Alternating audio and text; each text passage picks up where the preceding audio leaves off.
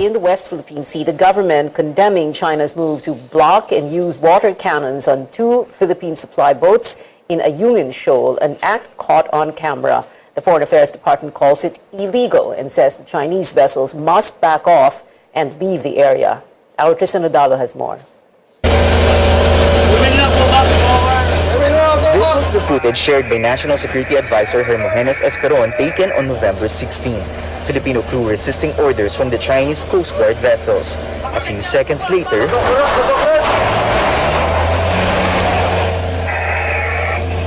the crew on board supply boats were blocked on their way and encountered water cannon. In a series of tweets on Thursday, the DFA says that the supply boats were transporting food to military personnel in Ayungin Shoal. Also known as Second Thomas Shoal, it is part of the country's exclusive economic zone and the Kalayaan group of islands in Palawan province. No one was hurt in the incidents, but the supply boats aborted their mission because of the encounter with the Chinese Coast Guard. Foreign Affairs Secretary Teddy Boy Locsin Jr. has conveyed in strongest terms to Chinese Ambassador Wang Zhilian and the Chinese Foreign Ministry the country's outrage, condemnation, and protest. Esperon, also the chairman of the National Task Force West Philippine Sea, said the supply mission will resume regardless of the incident. He adds the Philippines will continue to protest China's illegal acts. Dalawa yung nag-block, and then yung pangatlo, that was the one that water cannon, the two, for 1 hour. The DFA also reminds China that an attack on any public vessel could fall under the provisions of the Mutual Defense Treaty between the Philippines and the United States. But for an international and security expert, invoking the treaty in this incident is still a gray area. Gray area phenomenon kasi hindi siya leading to military conflict kumbaga law enforcement aspect yan. So mahirap pang i-invoke yung Mutual Defense Treaty kaya dapat mapag-usapan din yan ng Pilipinas at ng Estados Unidos kung anong situations at anong occasions na pwedeng ma-invoke yung Mutual Defense Treaty.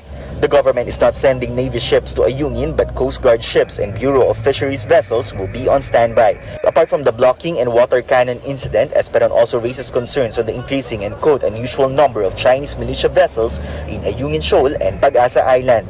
Just last month, the Philippine government also filed a series of diplomatic protests against China for issuing hundreds of radio challenges to Philippine vessels conducting maritime patrols in the West Philippine Sea. Tristan Odalo, CNN Philippines. Now, when asked for comment, the Chinese embassy here in Manila says its foreign ministry is expected to release a response soon. The local government of Kalayaan municipality in Palawan also condemns the incident in Ayungin Shoal. Ayungin Shoal is part of the Kalayaan group of islands in the province. It lies 105 nautical miles from Palawan, well within the Philippine exclusive economic zone. It's also part of the country's continental shelf. But China is still claiming Ayungin as well as the rest of the West Philippine Sea. The Philippine Navy deliberately ran the BRP Sierra Madre aground in 1999 after China occupied the nearby Mischief Reef. The Sierra Madre is now the only thing keeping China from occupying Ayungin Shoal. Lawmakers also up in arms about China's recent aggression in the shoal. Senator Richard Gordon says he supports the Foreign Affairs Department's condemnation and protest against the illegal acts of the Chinese Coast Guard.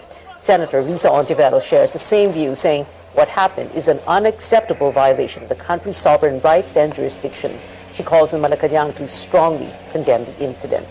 Vice presidential aspirant Senator Kiko Pangilinan, meanwhile, opposes moves to occupy Philippine territories, as well as efforts to sell power and telecommunications assets to what he says are businessmen from the mainland. Other senators running for the country's top posts next year had this to say. Satisfied, ano? Kaya ang aming maging polisiya dito, makipag-alliance tayo doon sa malalakas na bansa, yung mga militarily strong countries, like meron man tayo existing mga bilateral agreements with them. Umasa tayo doon sa tinatawag na balance of power, na makipag-alliance tayo, hindi yung parang push over na lang tayo. Tinataboy, may nasaktan o wala, baka panahon na talaga na medyo, hindi naman parang veiled threat. No? Pero dapat siguro i-highlight natin uli ang mga provisions ng Mutual Defense Treaty. Sapagkat yun ang panlaban dyan eh. Ang alam ko, meron doon na sinasabi na pagka tayo nagkaroon ng kahit a form of aggression papasok yung the Mutual Defense Treaty will kick in. Another presidential aspirant, Vice President Leni Robredo, says the latest harassment by Chinese Coast Guard vessels emphasizes the need to show a stronger stance in asserting Philippine sovereignty. Another hopeful, Manila Mayor Isko Moreno, says that if elected president, he will be fearless in fighting for the country's territorial waters and at the same time will be fair with discussions and the management of the situation on both sides. The United States reaffirming its support to the country's arbitral award that invalidates China's claims in disputed waters. That is according to a statement from the U.S. State Department at the 9th Bilateral Strategic Dialogue earlier this week. Washington also standing by the application of the Mutual Defense Treaty with the Philippines in case of an armed attack on the country's forces or vessels in the South China Sea. The bilateral talks concluded with the signing of a joint vision statement to strengthen cooperation and relations.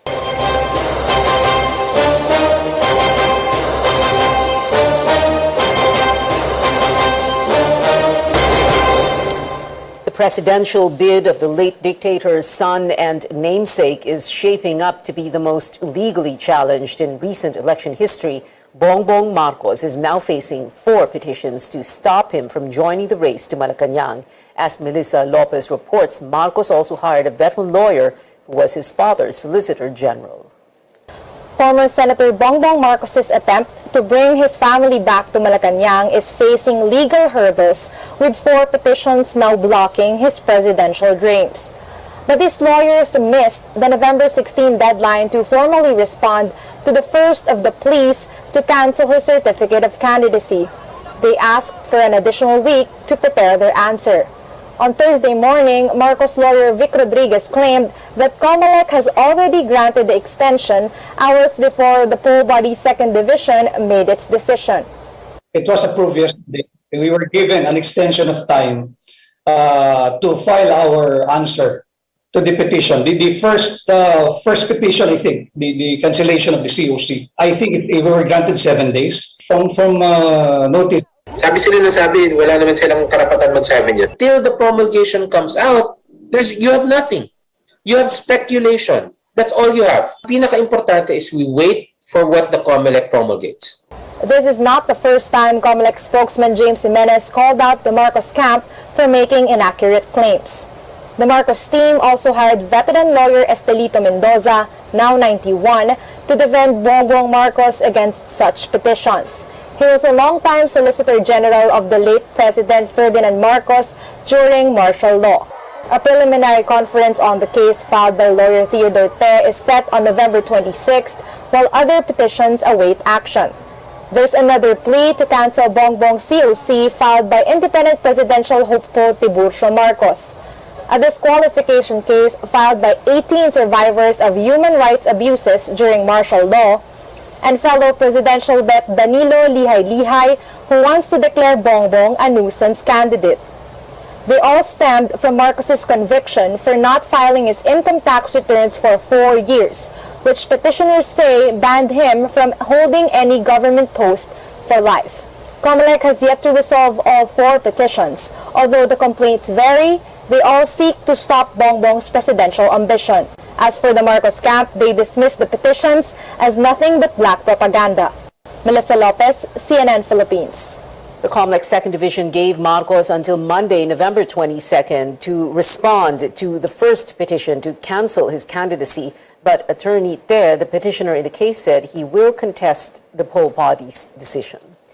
New petitions against Bongbong Marcos come on the 5th anniversary of the burial of his father, Ferdinand Marcos, at the Libingan ng mga Bayani in Taguig. Martial law victims and human rights groups staged a protest there today after holding a caravan from the University of the Philippines in Diliman. They protested the presidential run of the late dictator's son and namesake, as well as his tandem with vice presidential aspirant Davao City Mayor Sara Duterte Carpio.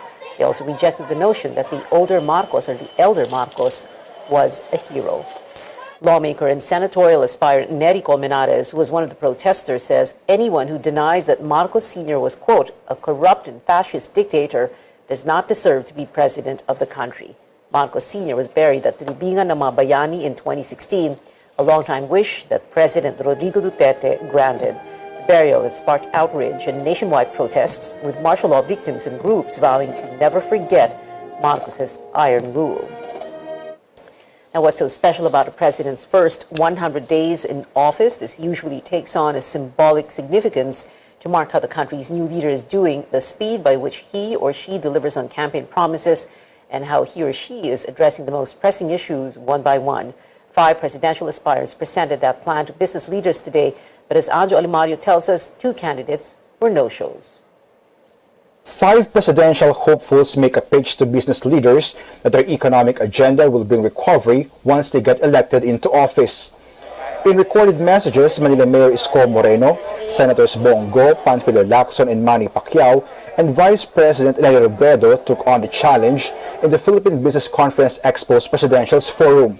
Moreno says he will devote the first 2 years of his administration to reinforcing the health system to best cope with the pandemic. He'll push for lower taxes on fuel and electricity, address the housing backlogs, and give equal opportunity and level playing field in the business sector.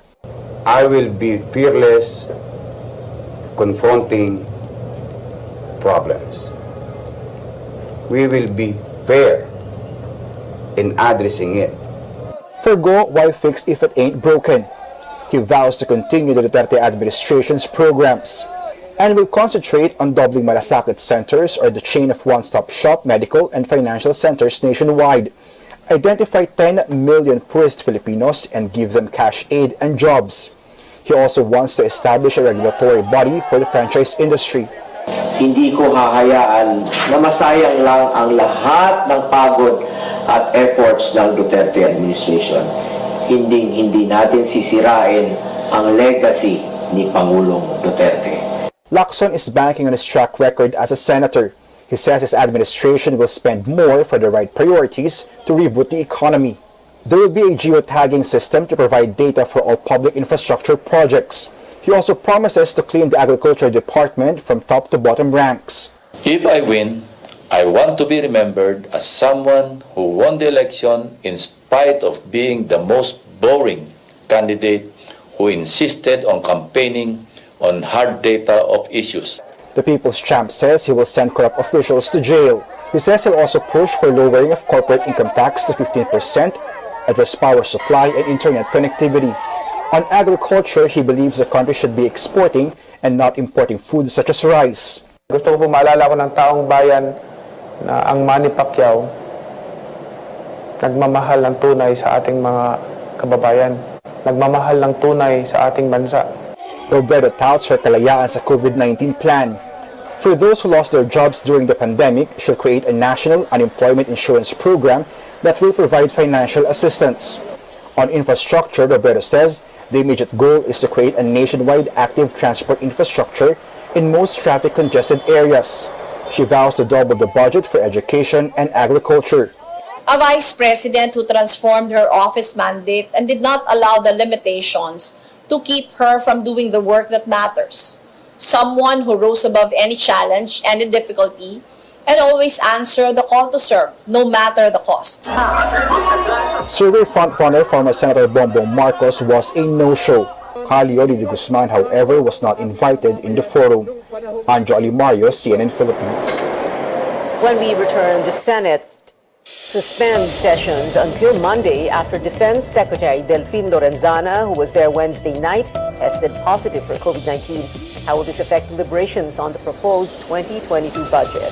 And we take a look at the preparations in various universities ahead of the reopening of face-to-face classes. Stay tuned.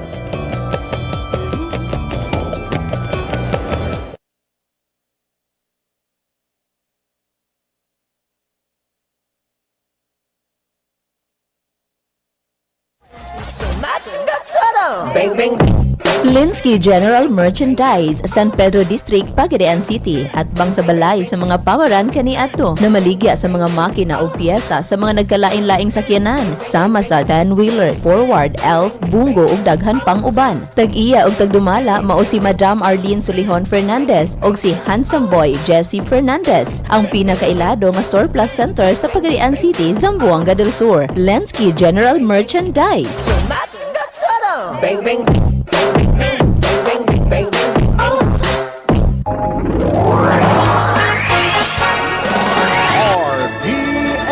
DXKP Pagadian. Ang inyong Radyo Ronda RPN. RPN. Radio Philippines Network. Radio Philippines Network. Live to the world. Pinaagi sa FB page. Karon, mag-download na. Pinaagi sa Google Play o Apple Store, YouTube o Twitter. Alang sa mas kipakuskan ng mga balita, komentaryo, kasayuran o kalingawan. Ang mas kipakuskan ng inyong Radyo Ronda. Member, kapisanan ng mga broadcaster ng Pilipinas.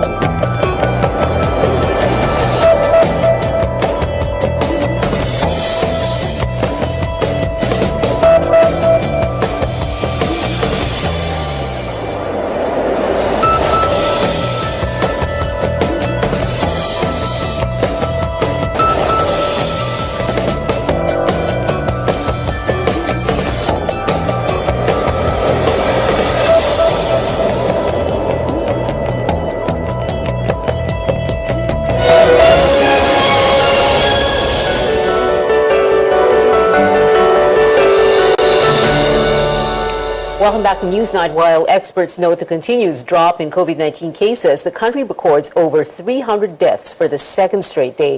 The health department says 305 people died from the virus. However, only 36 of these occurred this month.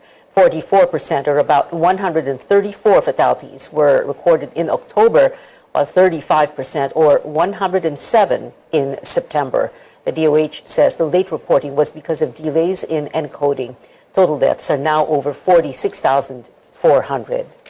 The DOH also reports nearly 1,300 fresh cases, pushing the nationwide tally to over 2.8 million. But the agency says the positivity rate slightly fell to 3.4%. This is the sixth straight day the figure has been below 5%.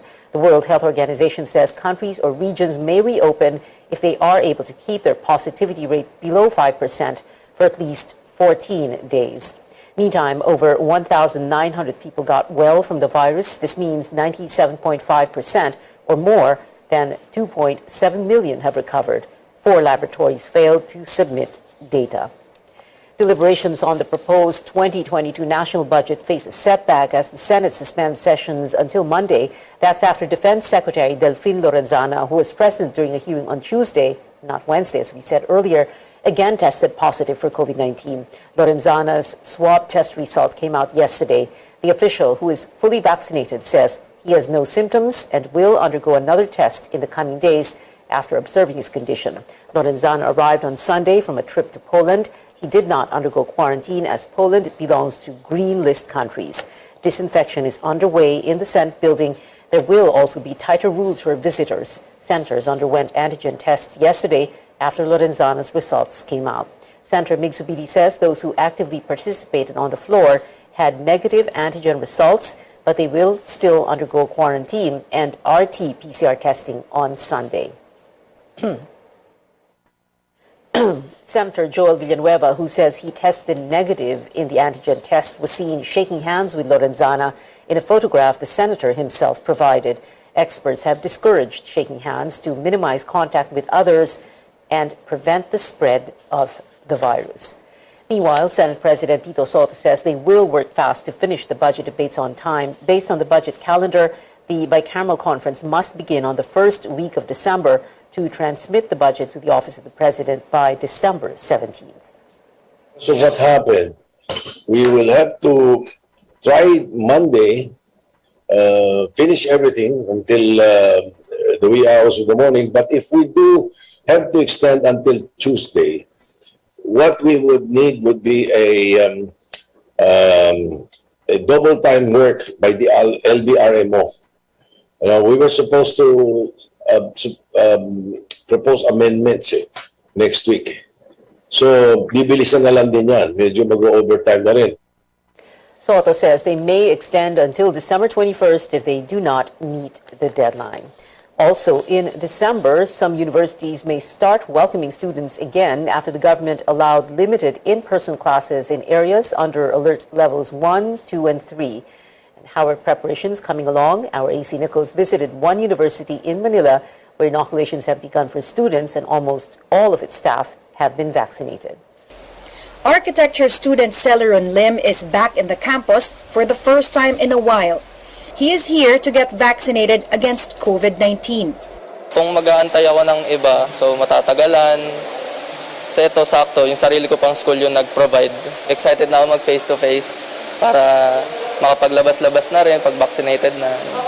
In preparation for the safe resumption of face-to-face classes, the University of the East partnered with the Philippine Red Cross to get more of its students and faculty vaccinated. The university says 98% of its faculty are fully vaccinated.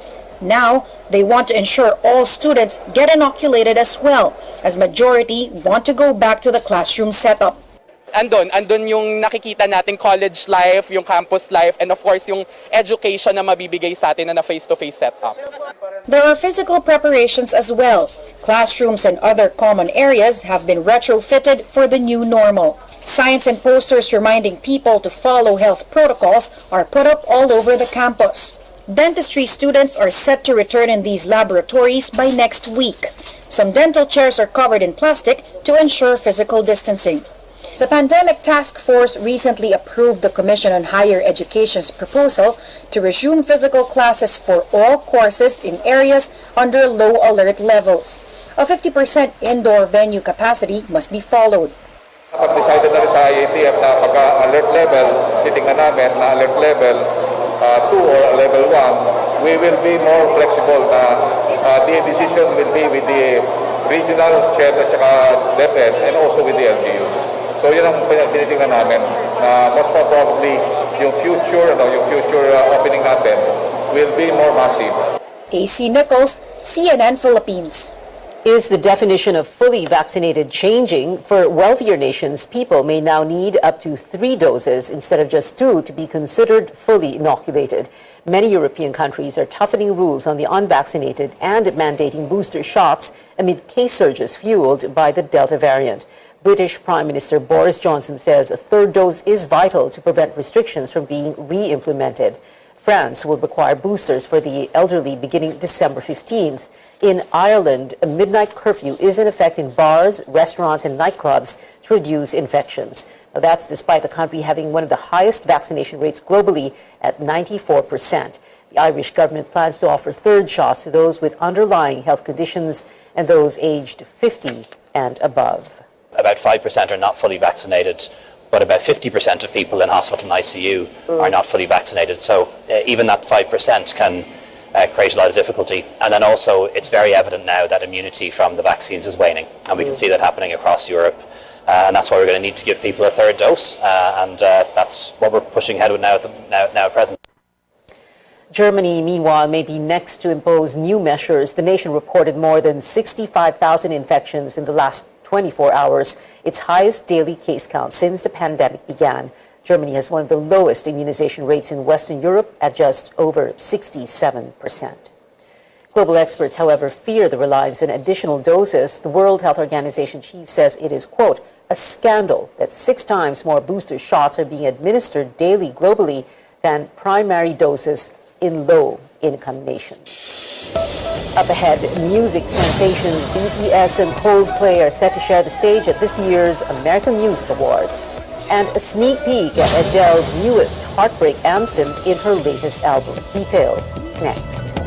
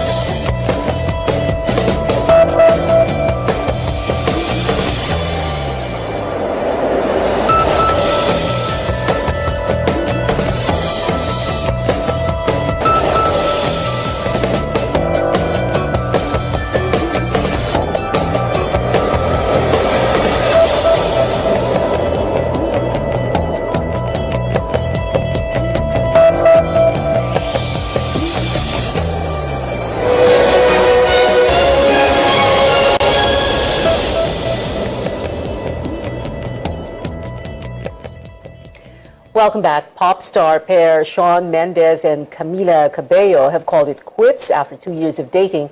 Both singers posted on their Instagram stories saying that they will remain best friends even after the breakup. The two began the relationship in 2019 following the success of their hit collaboration, Señorita. Speaking of collaborations, it looks like BTS and Coldplay fans will finally get to see the two worldwide sensations perform together. The English band already played My Universe in a talk show last month, but back then BTS could only join them as holograms. This time, both groups are set to take on the American Music Awards stage with their chart-topping single in person. And there's more in store for the BTS Army. The K-pop group is also teaming up with rapper Megan Thee Stallion for a performance of Butter. The show airs next Monday, 9 a.m. Philippine time. And before we go, powerhouse vocalist Adele gave fans a taste of her next album a day before release. The British singer posted herself singing To Be Loved right from the comfort of her couch. It is one of 12 songs on her fourth studio album, 30, that's set to come out tomorrow. Here's a sneak peek at Adele singing her heart-wrenching new track. To lose all the things I can't live without. Let it be known that I will choose. Easy on Me, the first single off 30, dominated the Billboard Global 200 chart. It took the #1 spot for 4 weeks straight.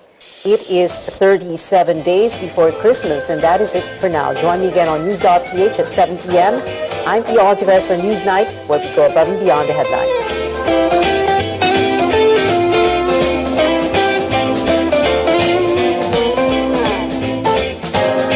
So the daughter withdraws her candidacy for re-election as mayor, close on the heels of a drug raid that, it turns out, didn't target her information officer.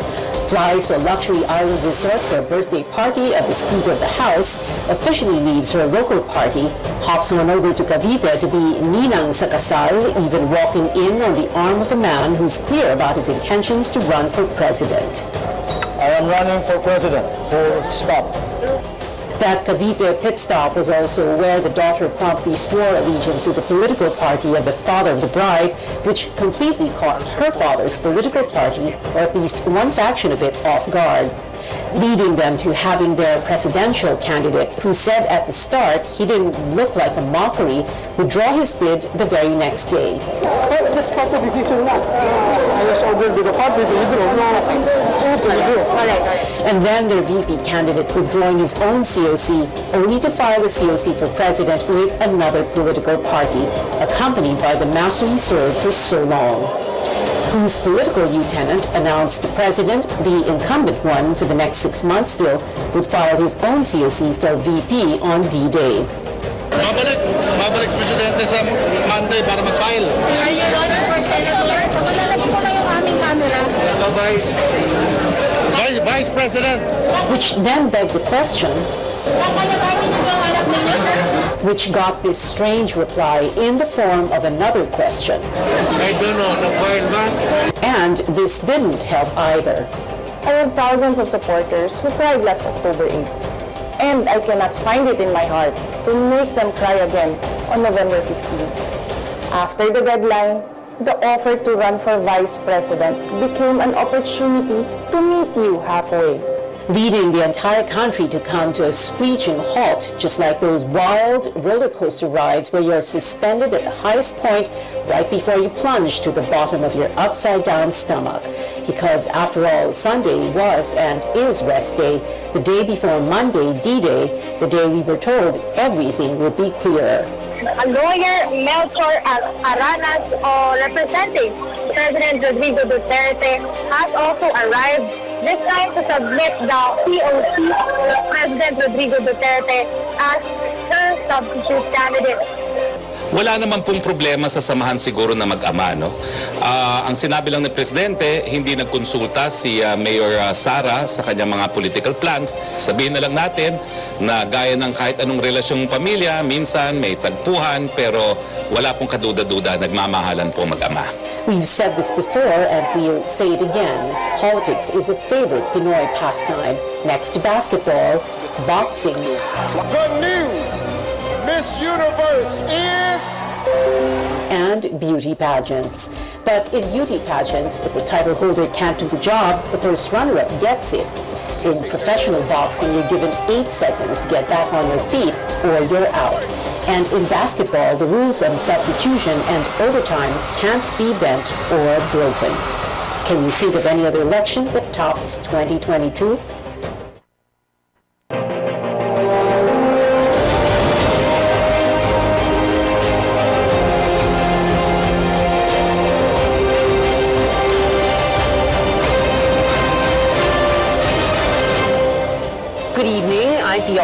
Welcome to your weekly political appointment fix, Politics as Usual. Our guests for tonight, 2 political science professors from UP Diliman, Dr. Maria Ella Atienza, and from De La Salle University, Dr. Julio Tiangki. Good evening to you both, professors. So, how was your weekend? And when I say weekend, I'm referring to Saturday's happenings at the Comelec, Balesin, Cavite, etc. No? Nabusan na ba kayo ng words or adjectives to describe what you witnessed? Professor Tiangki, kayo na po muna. Well, yeah, the entire drama last week until the weekend, until early this week was all sound and fury, signifying nothing, no? The much anticipated showdown for the presidency between Bongbong Marcos and Mayor Sara Duterte was a non-starter. And the promise, Duterte versus Duterte showdown for the vice presidency, the big drama na inaabangan ng lahat ng tao, ay na-cancel, no? So again, we have all been taken for a ride, no? So it goes to show, no, how the Dutertes have really mastered the politics of of mayhem and misdirection. Mayhem and misdirection, pero pinag-usapan sila ng mabuti, ano? Professor Atienza, kayo po. Yeah, hello, good evening, Pia. Actually, yung last few days, since last week up to yesterday, particularly last Saturday, parang nanonood ng sitcom. I was expecting a teledrama, but it's more like a sitcom, parang yung abangan ang susunod na kabanata. I was not surprised that Bongbong's still stuck with what he said, that he's running for president, and then of course, Sarah decided to. The indications are pointing that she will file for vice president when Bongbong said that he will not give way. But what was surprising was after Bato withdrew last Saturday, Bongo filed, but not as presidential candidate of PDP laban, but PDBS. So, ngayon lang na, siguro ko lang yata narinig yung PDBS. Yeah. So, There's always a first time. Talaga yung PDP laban. Diba? Parang sinayang kawawa yung PDP laban. It's the administration party, pero mukha siya talagang pinag-iwanan, i-abandon talaga. And then, of course, we were waiting kasi ang pinakapasabog last Saturday, tatakbong Vice President, si President Duterte. So parang Duterte, and then suddenly, Monday, Senator. Pero parang ang naging surprise, anticlimactic yung umaga kahapon, it was Parlade was the surprise, filing for president. So parang ganon ang ending. So magandang telenovela pa rin, magandang sitcom pa rin. Kasi the most unexpected, yun ang nangyari. And the teaser didn't really give us the correct clues, no? And, well, anyway, you were saying already, no? So Sarah running for VP, Bongo running for president, Digong running for senator. And then you have this, strange situation where Bongo Marcos's party says it is adopting Sarah as their VP candidate. And until now, walang sagot si Sarah o ang lakas, because she filed with lakas, which is another thing that we need to try and digest. No, what's all this? No, what does it mean, Professor Tihanki? Well, Pia, mukhang nagkakasala sa labat ng mga kwento nila, no? The objective of the game is actually to coordinate, no? If they want to consolidate their forces, no? But apparently, what's happening here is failure in coordination, no? Sabi nga ng iba, magtayo naman kayo ng Viber group, no? Para mag-usap-usap kayo sa mga Or pwede ring Telegram. Mas secure ang Telegram. Ang nangyayari dito kasi, no? Mukhang hindi na magkasundo-sundo yung mga original plans nila. The original plan, I think, was really to consolidate the forces of all administration candidates to come out with a tandem that is quite formidable. No? Yeah. But apparently, in doing the president so, himself, the president himself was saying that, well, he expected Sarah to run for president, and then we're presuming that what he meant was Sarah president, and then si BBM mag-VP. Kaya lang, nag-hold fast si Bongbong na parang, no way, I'm running for president, di ba? Well, actually, from the very beginning, there seems to be a division within the House of Duterte between the daughter, the favorite daughter, and the political son. No? So, the father was torn between pursuing or supporting the dreams of the daughter or the dreams of the political son. So, it is a story of the personal or political becoming personal and the personal becoming political. But we saw this, this was parang a local politics scenario, right? I mean, Davao City in microcosm. No? But then, we usually see this in the local level. No? There have been several instances of members of the same political dynasties competing with one another. So, but this takes the cake. No? This is the first time that such national level dynastic maneuverings have been seen by the public. Ano kayong problema nila with Bongo? why don't Sarah and he see eye to eye? You know, what's going on? Is this Sarah, being the rebel and, challenging her father? What's going on? What do you think, Professor Atienza? Well, of course, I think from the very beginning, of course, Sarah, it will always be the daughter, but at the same time, she also wanted to present herself as not just the daughter of the president. She always emphasizes that she's more than just the daughter of the president. And at the same time also, I don't think she's very comfortable with the politicians surrounding her father. And in a sense, there were also certain groups within the official family of the president who were not very much willing to support her as their candidate. So hati actually yung support, those people who were supporting the president or who are still supporting the president, not all of them are really very supportive of having the daughter as the successor of the president in terms of the candidate for president. Yung mga sumusuporta kay presidente, parang hindi yung duling eh. Ano yung opposite ng duling, yung napagalan yung mata? Banlag. Banlag, parang naging banlag kasi hindi nilang saan tayo titingin, parang gano'n. Kanino ba tayo, parang gano'n? Okay, susunod ba tayo kay Presidente o kay Sara? Tapos, and presumptions. And may factions, di ba? May factions talaga siya. Malawak yung sumuporta kay President Duterte, but at the same time, iba-iba rin yung mga manok nila. And some are pro-Bongo and some are also supporting other candidates, some are supporting Sara. And parang lagi sinasabi ni Sara, ayaw niya makialam sa PDP laban. She really refuses to be a member of PDP. Yeah, that was another big surprise. Biglang lakas CMD. Pero ano nangyari? Tuloy naisip, magandang pangalan, title ng show. Ang saya-saya ng Philippine politika. Anyway, we're gonna have to take a very quick break lang. Politics as usual. We'll be right back. Please stay tuned.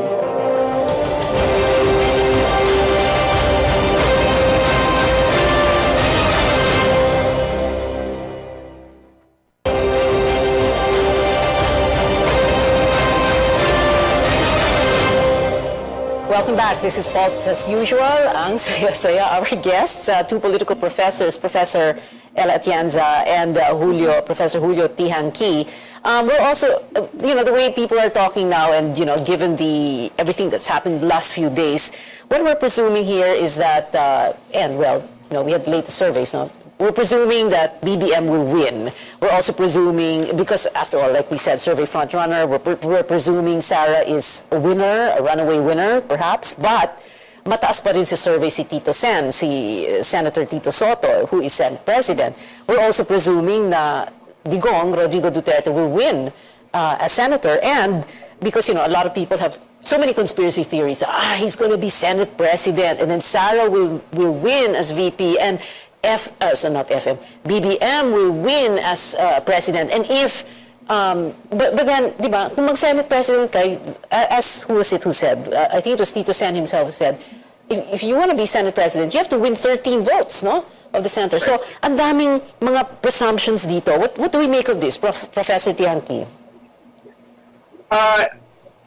Well, of course, we have to understand that the high percentage of numbers that Bongbong Marcos got in the recent round of surveys, was a result of Mayor Sara not pursuing the presidency. So we have to understand that the vote base of both the Marcoses and the Dutertes are the same. And that when Sara Duterte initially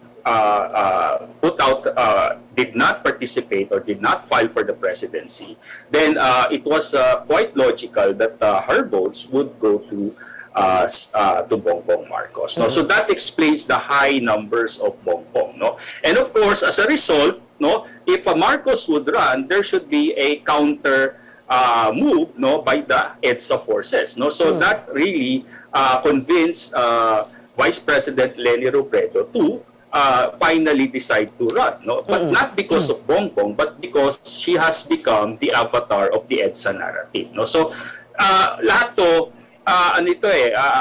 reaction sa isa't isa, no, sa mga galaw nila, no? At parang chess yan, no, nag-abang sila kung ano mga kilos ng kalaban nila at saka sila gumalaw, no? Kaso lang sa sobrang dami na naglalaro, medyo nagugulo na yung laro, no? At medyo nalilito na rin ang taong bayan kung saan patungo ito. Iisa lang ba talaga ang support base ng mga Marcos at ng mga Duterte? Because I can sense that there's a fraction, we don't know how big, no, of the Marcos base that is not for Duterte, but they're solidly for BBM, di ba? Of course. And we're seeing that right now, no? Nagkakaroon na ng... So again, no, what I was saying earlier, no, it was an effort to forge what I usually call an anti-EDSA coalition, no, a coalition of all the political forces that were marginalized by the EDSA political elites. No? So, but then again, they all have their own political interests. No, they all have their political agenda. No, and it's now. We're now seeing that, no. So instead of uniting, no, like for example, no, from the very start, we all know that the interests and the motivations of the daughter is different from that of the father, and there are different political forces supporting the candidacy of the daughter. No? And in fact, the daughter chose to heed the advice of the former queen, no, who is now becoming the new kingmaker, no? The one who alive. Yes, we'll get to that. Why it's lakas CMD, di ba? Right, so, of course. Yes. So, doon medyo nasaktan din siguro yung tatay, no? Mas nakinig ka pa sa ibang tao kasi nakinig ka sa sarili mong ama. So, and that kind of hurt is now being reflected on social media among the pro-Duterte forces. No? Nagkakaroon na nga ng dalawang variants ng DDS sa social media. No? Yung DDSS at yung DDSR. No? Yung banat bite versus thinking Pinoy. Di ba? Okay. You know, we're going to get to the EDSA narrative in just a bit, but I wanted to very quickly go through this, the BBM and Digong dynamics, no? Because may sinabi President Duterte na hindi niya sinusuportahan si BBM. He will explain why eventually. But that's strange because, number one, he allowed the burial at the libingan ng mga bayani. And of course, we all know, 1993, inuwi yung labi ni former President Ferdinand Marcos. And like you were saying kanina, Professor Tianquin, I wanted to ask Professor Atienza also about this. Very important, no? That the possible BBM victory is a referendum on EDSA and a judgment on EDSA 86, no? And what's interesting here is parang, di ba sabi nila, kasalanan ng taong bayan because we have short memory. So kasalanan natin, parang ganon. Pero talagang kasalanan ba talaga natin or kasalanan ng lahat ng gobyerno na naluklok matapos si Marcos? Because they were in power. Cory was president for 7 years. FDR, who was an EDSA hero, was president for 6 years, and so on and so forth. Professor Atienza. Yeah, I think when we look back and say that kasalanan ng taong bayan, kasalanan natin kasi hindi natin naprotektahan yung memories ng EDSA, it's basically the failure of a lot of forces, particularly we failed in strengthening the democratic institutions that we restored or put up with the 1987 Constitution. We failed to strengthen our political parties, and look what is happening now. Halos wala na talagang relevance yung political parties, and then of course hinayaan natin and we see of course now the political families, the political dynasties still trying to negotiate among themselves, negotiating but at the same time trying to outdo each other. Parang sino yung mas malakas, Marcoses ba, Duterte, or now nasa likod the GMA representing the Arroyos. Parang in a way we failed to really put up institutions and strengthen the processes that would prevent the return of the Marcoses. Kasi we did not Diba?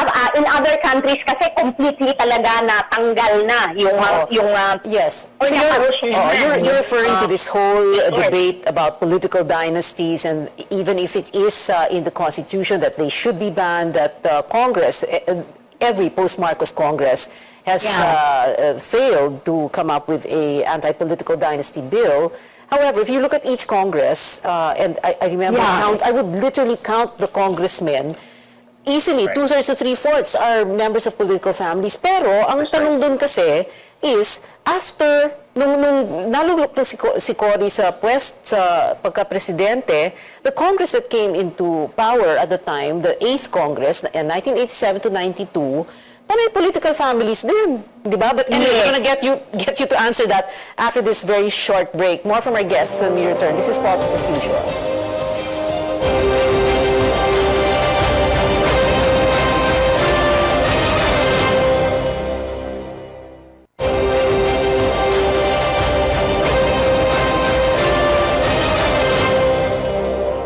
We are on our final stretch. This is Politics as Usual. Professor T. Hanky, can you respond to my question a while ago?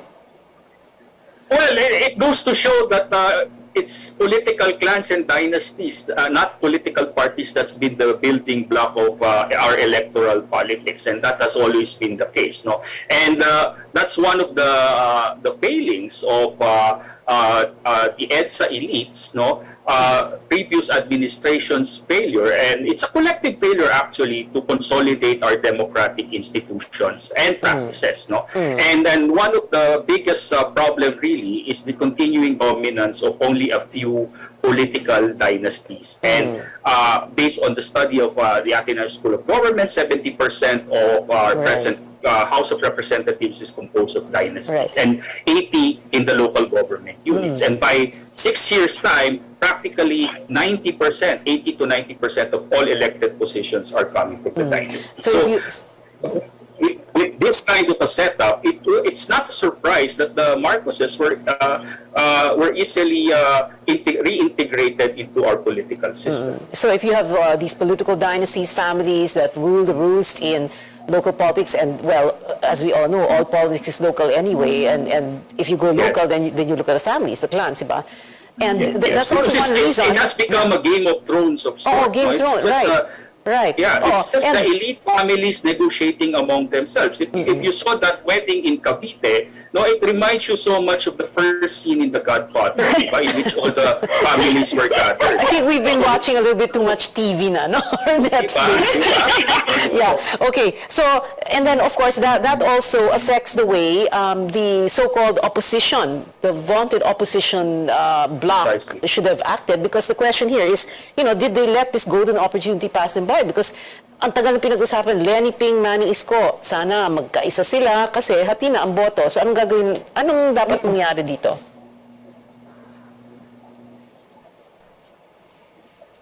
Professor Ella. Ella. I think the golden opportunity has been lost, and that has been the trait of the progressive sectors and the opposition for the past few decades. Sila mismo rin hindi magkasundo, di ba? Maraming pagkakataon nag-unite sila, pero after that, wala nang sustainability. And then now, there were efforts to really talk, and then na-miss nila yung opportunity until November 15 na magkaroon ng further consolidation. So we now have all this number of candidates presenting themselves as opposition, pero definitely mahahati ang boto, and it will be very difficult to really try to get votes from, let's say, if ever talagang ma-consolidate ang BBM and Sara tandem. Unless, of course, baka kailangan pa rin nila mismong mag-negotiate. Kaya lang mas mahirap na kung meron pang susuko o mag-withdraw. Kaya lang some of them, of course, are driven by personal ambitions too to become president. Okay, and final word na lang. So, Professor T. Hanky, and then we have to go already. Sorry, Professor Atienza, I suppose that can be your final word. Ubus na oras. Professor T. Hanky. the ongoing political circus that we have witnessed, no, or witnessing, goes to show how convoluted our presidential politics has become, no. And if we don't take seriously institutional reforms to consolidate our democracy, we will see more of the same, and this is not good for the health of our democracy. Thank you so much for joining us tonight, Professors Maria Ella Atienza and Julio Tihanki. We have been told before, don't talk politics at the dinner table or at a family reunion or in Viber groups and risk digital warfare. But we can talk about it here at this table on the show, your weekly political appointment fix, politics as usual. I'm Pia Ontiveros. See you back here next Tuesday, 8:30 p.m.